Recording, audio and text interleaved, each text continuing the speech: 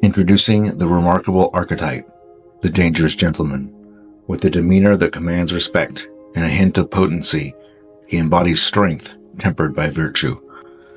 Though his capabilities could veer towards danger, he channels his power for noble causes, serving others and safeguarding those in need. Rooted in a profound love for both God and humanity, he navigates life with discipline and purpose. In his presence, one witnesses the harmonious blend of power and benevolence, a testament to the true essence of masculinity. Step into the world of the dangerous gentleman, where strength is wielded for righteousness, and discover a captivating embodiment of honor and valor.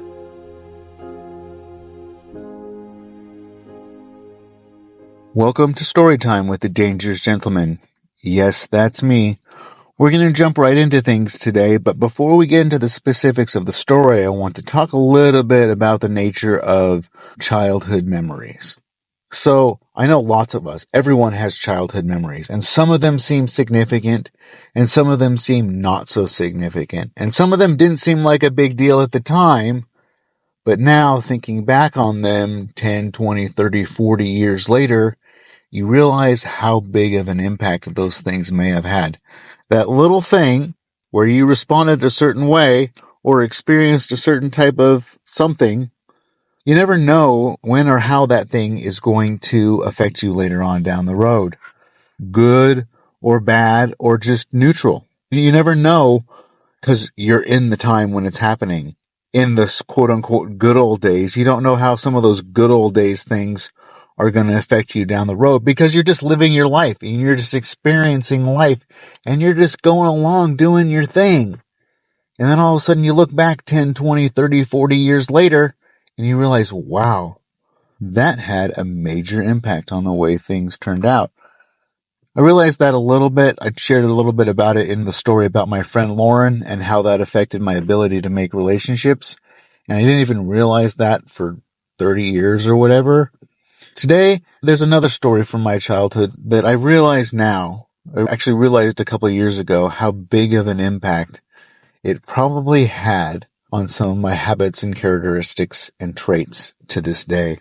See, we grew up in Arizona, and if you know anything about Arizona, it's hot. In the summertime, it gets well up into the triple digits, well over 110 degrees, and it's dry, and there's not a whole lot of water around. But that didn't really keep us from not doing things in the summertime. We still ran around outside all the time.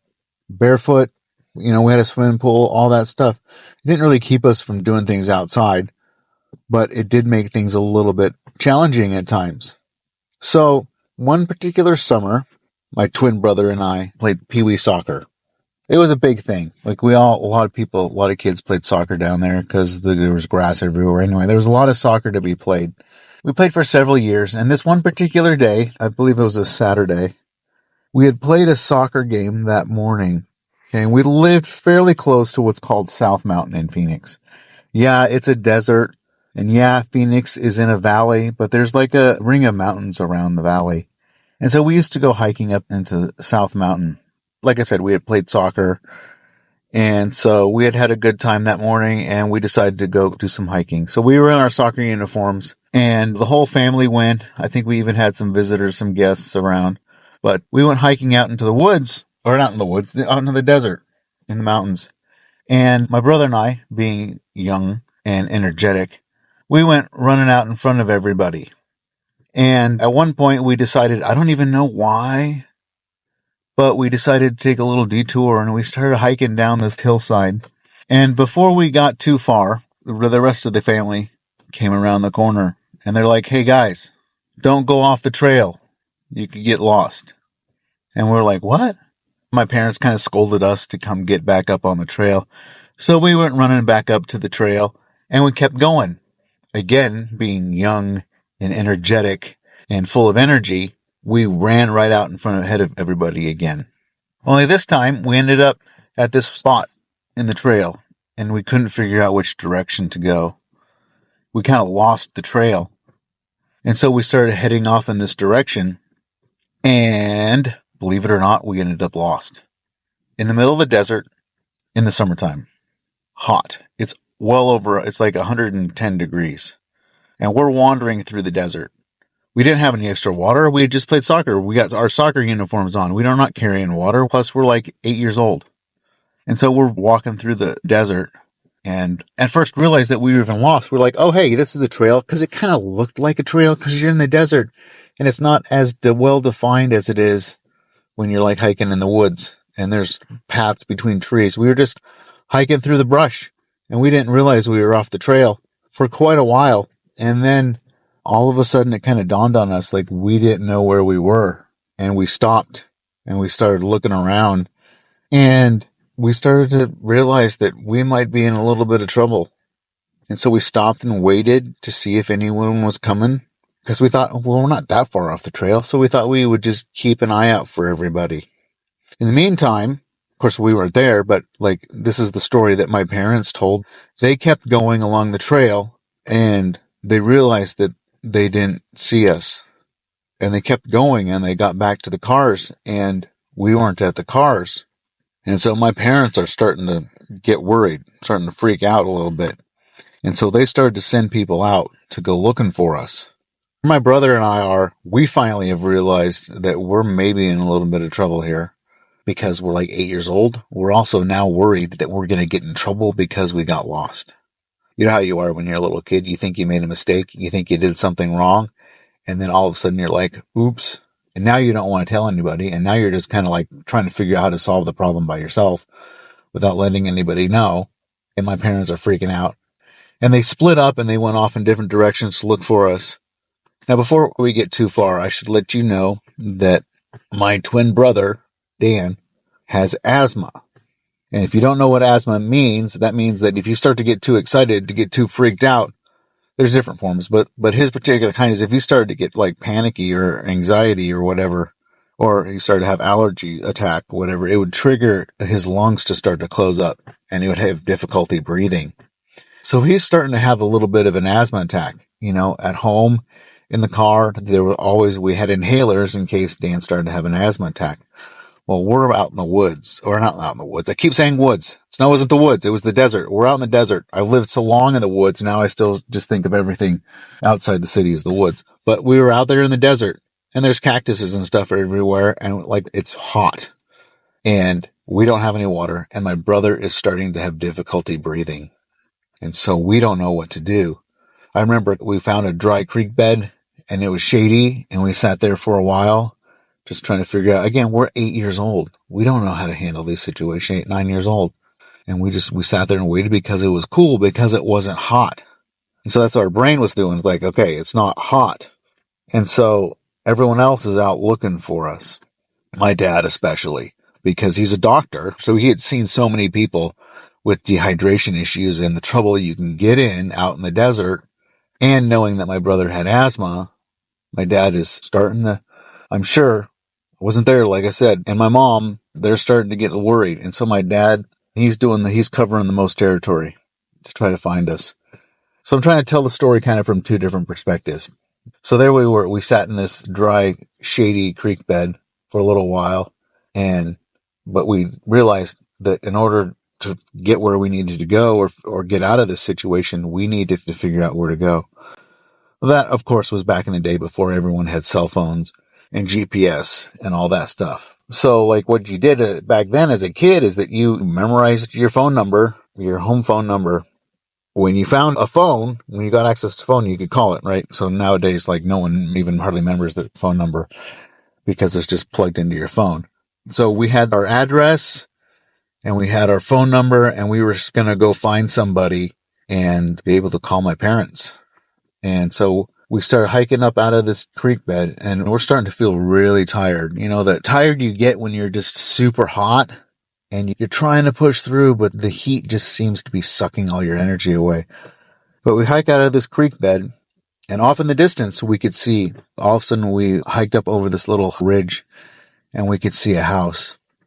We're like, oh, hey, all right, we're okay. We're going to make it to this house.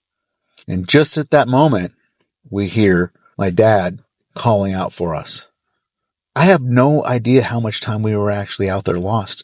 2 or 3 hours, but 2 or 3 hours in 100-degree temperatures in the Arizona desert you could very quickly get into a serious situation. My brother's having a hard time breathing and all that stuff.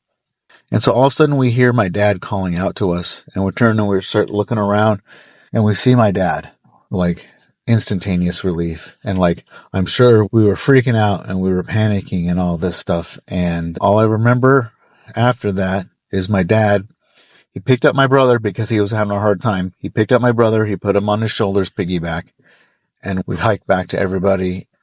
It was like we were found. And then my dad told everybody his side of the story.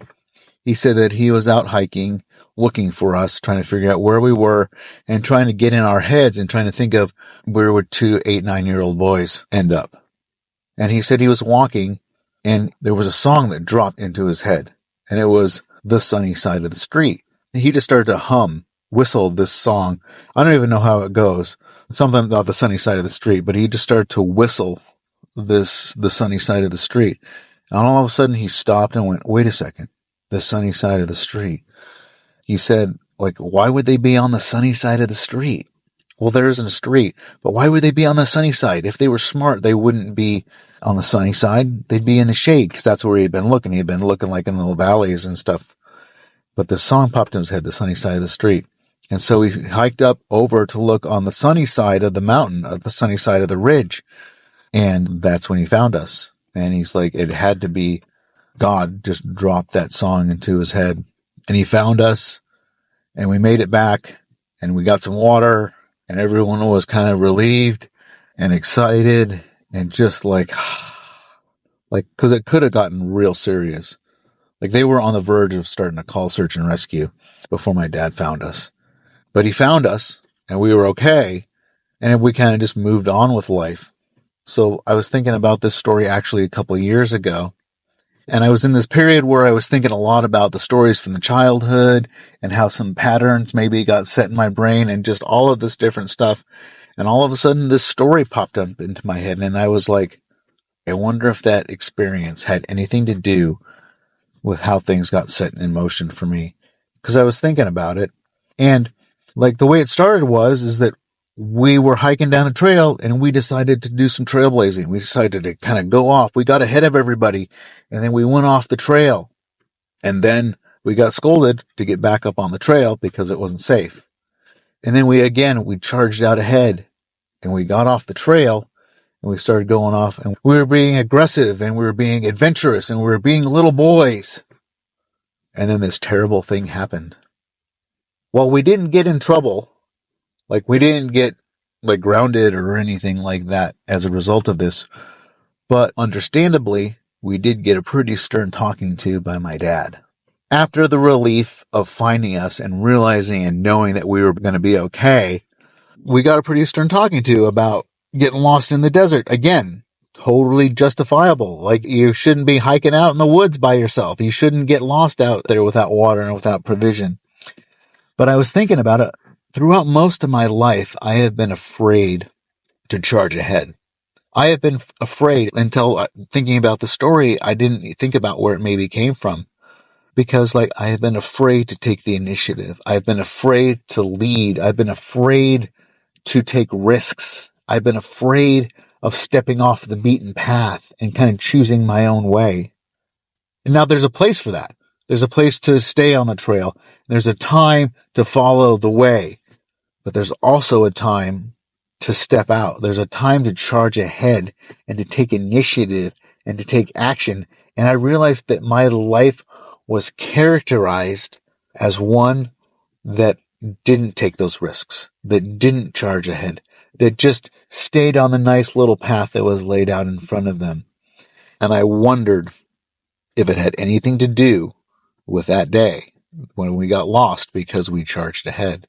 And that maybe that story, maybe that incident had something to do with setting both my brother and I on a course that kept us from charging out ahead, that kept us from taking an action, that maybe kept us a little bit from some of the adventure and the risk that maybe would have gotten us to a different place in our lives. And I don't know that for sure.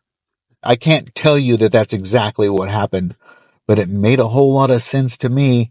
And as I've thought about that more and more, it just continues to make more and more sense to me. And so I've been really revisiting some of these stories from my childhood, some of these things that happened to me that maybe set me on a path towards a different life.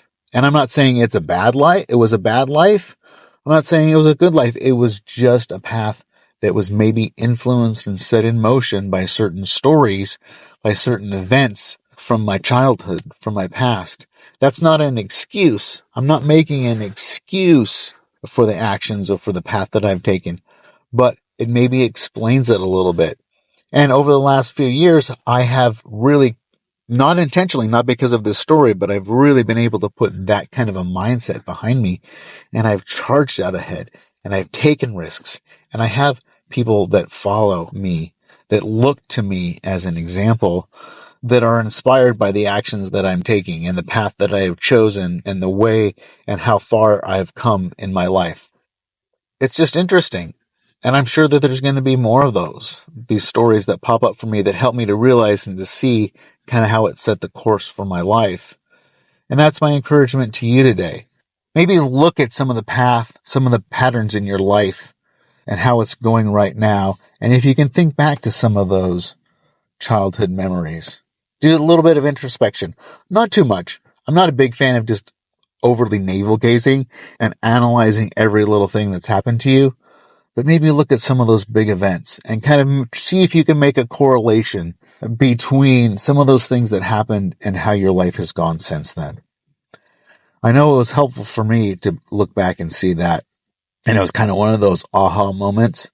And I shared it with my brother. It wasn't as big an aha for him, but it certainly was a big aha for me. I really feel like it's a battle that I've taken on. I hope you can take something from this story.